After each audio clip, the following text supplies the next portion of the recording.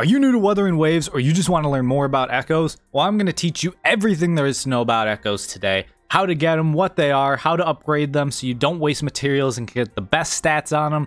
We're going to cover everything, so let's get into it. So let's start with, what are echoes? Echoes are basically every type of monster enemy you fight in this game. When you beat them, there's a chance that they turn into like a gold ghost version looking of themselves, and that is their echo. You can collect those, and then you will gain the echo to actually use on your characters. What do I mean by use on your characters? Well, when you go to this screen here on any character, you can see it's the echo tab, and we have 5 different slots here where I have 5 echoes in total. If you look over on the right hand side of the screen, you can see there are stats listed here on the echo. We've crit damage, attack, more crit damage, and then some other stats on this echo. These stats here are applied to your character to affect that character's overall stats. So if you've played Star Rail or Genshin, think of these echoes as relics. They're basically a way to increase your character's abilities, and you have to go out, get lucky. It's literally the exact same as like relics or artifacts in Star Rail and Genshin. So they're the exact same there. If you've never played either of them, you basically put these on and you try and get good stats for them here, which will buff your main character so they hit harder, stay alive for longer, whatever you need them to do, heal more, whatever type of character you have them on, helps the character be their best self. There is one difference between these 4 echoes here and this one up here. This is your main echo, and the big difference between that is that echo can actually be used in battle, your one main echo. So here with my clacharo, if I press this, well bam, look, I've turned into my main echo.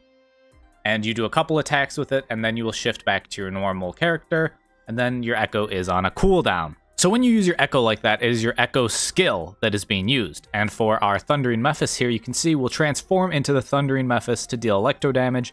This will then increase the current character's electro damage and resonance liberation damage. So it will increase clacharo's electro damage and resonance liberation damage, which is something you want since he's an electro DPS character. These other echoes also have echo skills, but their echo skills don't matter because they're not in the main slot. The echo skill only applies to the main slot echo that will actually come out in battle. Now you may notice underneath the echo skill we have something called a sonata effect.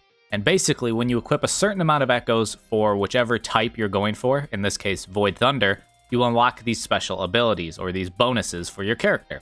When you have 2 Void Thunder echoes, they will have an electro damage bonus, and when you have 5 Void Thunder echoes equipped, it will, upon using a heavy attack or resonance skill, electro damage increases. So we're increasing our electro damage for our electro character clacharo, and so that is why I have 5 out of 5 for the Void Thunder set on clacharo. One important thing to note here though, is you have to have 5 different echoes all from Void Thunder. So if I had 2 of the same, like Flatuist, if I had 2 Flatuists here, I would not have 5 out of 5. It would be a 4 out of 5 because I have 2 of the exact same type of character echoes. You have to have 5 different type of character echoes in order to get that 5 out of 5 for whatever sonata effect you're going for. Now if you click this little button here, you can see the different sets, the different sonata effects, and their different bonuses, like the Seer Gale. This boosts my arrow damage and arrow damage after releasing an intro skill. So this would be great for like a jiyan type of character. So whatever character you're going for, when you look up their guide videos or they're just guides online, it will list what type of sonata effect they're going for or what you should get on them, if they're a good guide at the very least. And so you can see like this healing bonus, this would be really great for a Verena. Since she's a healer, you want it to be able to heal your team even more. So you can kind of go through and see what each thing does, see how it helps out. A lot of times though, like if they're a fusion damage dealer, you're just going to want fusion. If they're a damage dealer, it's really whatever type of damage dealer they are, that's what you're going to want on them. But for my clacharo, we have Void Thunder. If you look under your echo's name here, you'll see it says cost 3, or whatever cost they are depending on the echo. Or if you look at their little picture, you can see next to their icon there's a 4 or a 3, a 3, a 1, a 1. What is a cost? Why does that matter? On the top left you have a cost limit. You cannot go above 12. That is the maximum cost you can have on a character. So I can't just put 5 Thundering Mephises on my team. That would be a cost of 20, which is over the 12 limit. It's basically to make you pick different echoes, not just have the 4 echo every time, because the 4 echo normally has the best stats for like main stats that you're looking for, and so they want you to limit that. The most of the time, you're going to want to run a 4-3-3-1-1 format, 4 in the main slot, then 2 3s here, and then the 1 slots down here. The 1s normally have the worst main stats, which are the 2 stats you roll here when you originally get the Echo. And then the 3s have better stats for characters, and then the 4 normally has like the crit damage, crit rate, the really good important stats that are rarer to find. So that's what the cost does. Now, if you're sitting there looking at your account and you're newer to the game or you just haven't played a lot, you're going to notice your cost limit isn't 12. It's going to actually be 8 if you're just starting the game. If you get to databank level 2, it jumps to 10, and then if you jump all the way up to level 9, you finally get to that 12 cost, which is the maximum cost limit we currently have in the game. Now, you may be wondering, okay, I'm not at 9, how do I get my databank level up? Well, it's actually really easy to get your databank level up. You just have to go out and collect echoes. The more echoes you collect, the more experience you earn. You can see how much experience you earn for when you find an echo of a certain rarity. A 2 will get you the 10, a 3 will get you another 10, 4 will get you a 15 on top of those 2 10s, and then 5 will get you that 20 on top of all the other ones.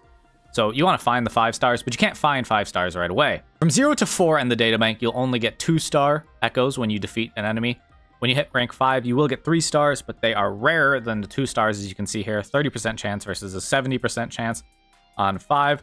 As you keep going up, 8 will get you the ability to get 4-star echoes, although 3 stars is still a higher chance than 4-star, but you will no longer get those 2 stars, except for some quests. There's some quests you will do, no matter how far along you are, the quest just drops like a 2-star echo for you, so that's just what you get.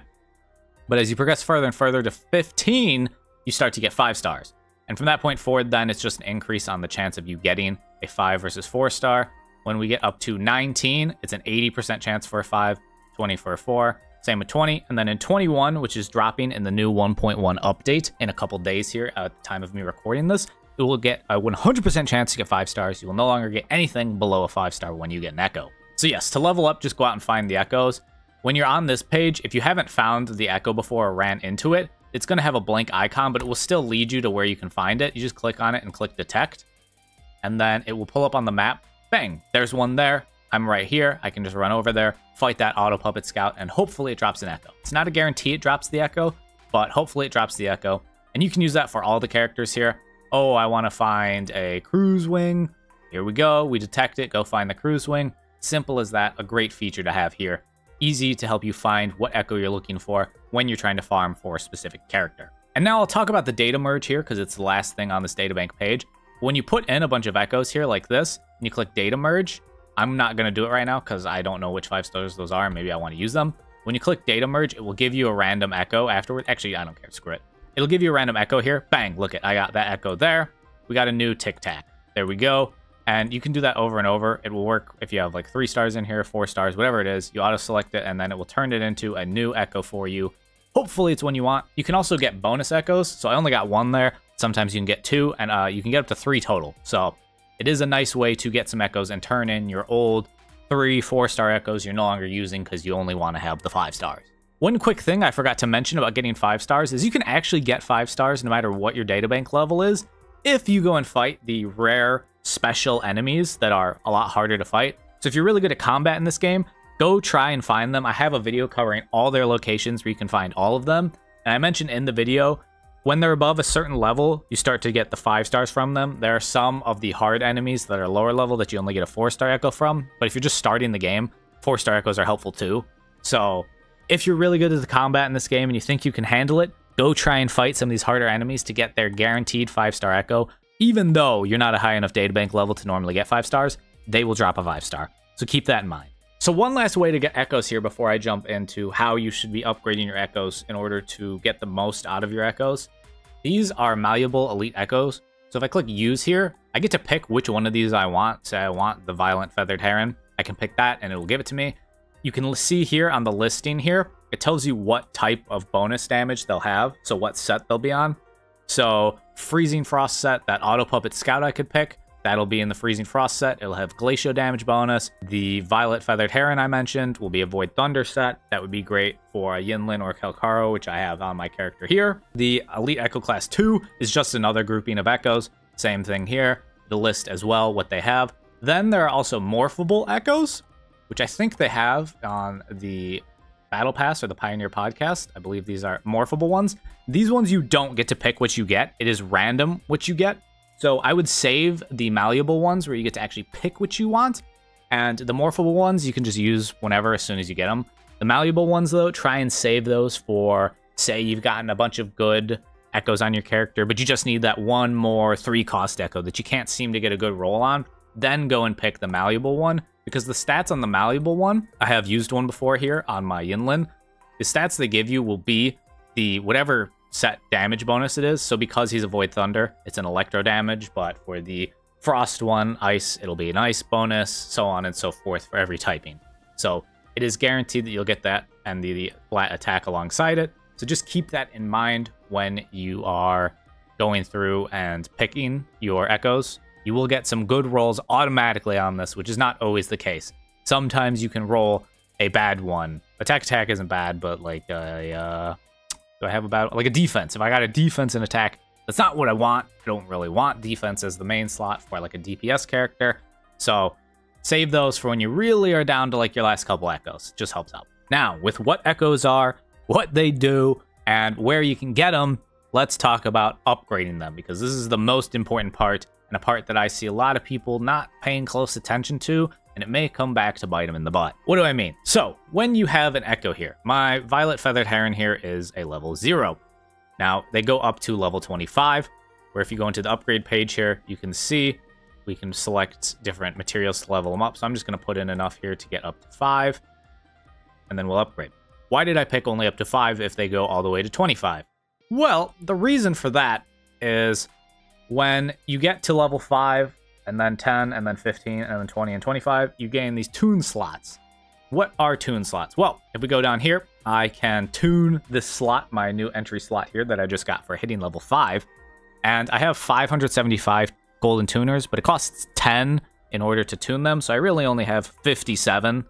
Don't be confused by that first number, like, oh, I could tune 575 times. No, you got to divide whatever that number is by 10. So I have really 57 and a half, but you can't use halves. So I have 57 attempts to tune here. Now, when I tune, I will gain a new substat. I gained crit damage. That is a fantastic roll right there, which is really good. The reason I'm going 5 levels at a time is because if I got some really awful stat in that first slot, I may not want to continue with this echo, because you only have a limited amount of these experience tubes and a limited amount of tuners. You don't want to waste them. Now, maybe in the future down the line as this game progresses, they'll start handing out a lot more and we can get a lot more experience and tuners, and this won't be an issue. You can just throw them out willy-nilly and not care. But for now, you're going to want to save it because you don't want to have a high-level echo that just isn't giving good stats to your character. Like, honestly, I leveled them up really quickly just because I didn't really care the other day, but the substats I have on this Heron are not great for my Yinlin. Like defense, HP, and defense, I'm not really looking for those on her, to be honest. So that's not a really good echo. It's not helping her be the best version of herself she can be. I would rather have attack-related stats, like a crit damage that we just got on this one. That's kind of your aim. What substats you're looking for depends on what character, because it depends on what you're trying to build. For like a defense character who shields, you're going to want whatever helps boost that shield. For like a Verena healing character, you're going to want more healing and attack-related stuff because her healing scales off of her attack. And Clacharo, I'm going to want attack, crit damage, crit rate-related things that help me do more damage. So let's try and level this up again here. Now, how picky you want to be on your echoes is up to you, because only going for like a truly perfect character, or echo in this case, is tough. If you've played Genshin or Honkai Star Rail, you know on their relic and artifact systems just how difficult it could be to get truly lucky every single time and get these good rolls. It's RNG is just never on most people's side. It's not on my side. But let's see if it is right now. What do I get here? I got an increase to resonance liberation damage. That's not a bad one either, because that's the ultimate, the resonance liberation. So that's actually 2 good rolls right there for me. We're on to a great start. Now say, just for example, I had gotten a defense and an HP. I would stop rolling my Heron here. I would no longer put XP into him. I would no longer tune him, because that's just going to be a waste of materials on what's going to be a mid echo for Clacharo. Not what I want. You want to get the best out of your echoes. With this being said, if I had 2 bad ones, I would just stop on this echo, try and get a different Violet Feathered Heron, and put him in, and then upgrade from there. I've seen videos out there that are like, oh, do this and you'll get the perfect crit damage roll every single time. No, it doesn't exist. They're lying to you. There is no way. Some people may have had luck. where if, oh, I went and beat this enemy, and then I came back and fought this enemy, got their echo, and it ended up being a crit damage, go do this. That's just luck. That's just them believing in, you know, the luck that they happen to have. It's not a guaranteed way. There's no science behind it. There's no game mechanic to explain it that way. They just got lucky. So all of this is up to pure luck, but you do want to limit yourself from building bad echoes, and that's what I'm trying to teach you here. So because I've gotten 2 good rolls here on what I would like, I will continue to upgrade my Heron here. Now, this is where things obviously get tough, because if I start to roll bad rolls here, I've already put stuff into them, so it's not great. But let's see what we get here. We got resonance skill damage. I am actually loving what is going on here. Maybe I should do all my echoes during a video. Nonetheless, though, I've gotten another good one, so I will continue up to 20 and then to 25 to see if I can just use this Heron full time. We've gotten pretty lucky here on our Heron, which is great. If I look at my Flatuist, we actually also had pretty well attack. Defense isn't great, but I would say for me personally, you're probably going to have at least one bad stat. Getting the truly perfect one is going to take you a long time and a lot of RNG. If you get one bad stat, that's all right. Not the end of the world if your other 4 stats are good. If you want to be less picky than that and say you're okay with 2 bad stats, that's perfect. It's really what's comfortable with you. And if you're able to still beat all the content without having all the perfect echoes, then fantastic. All the more power to you, but that's just something to keep in mind while you're going through and upgrading these echoes. Don't waste materials unnecessarily. Now, one thing I will say you've upgraded a character or your echo and you don't really want to use it. Like say I didn't want to use this morning, Ikes, whatever you call it. I can actually use his levels to upgrade a different character.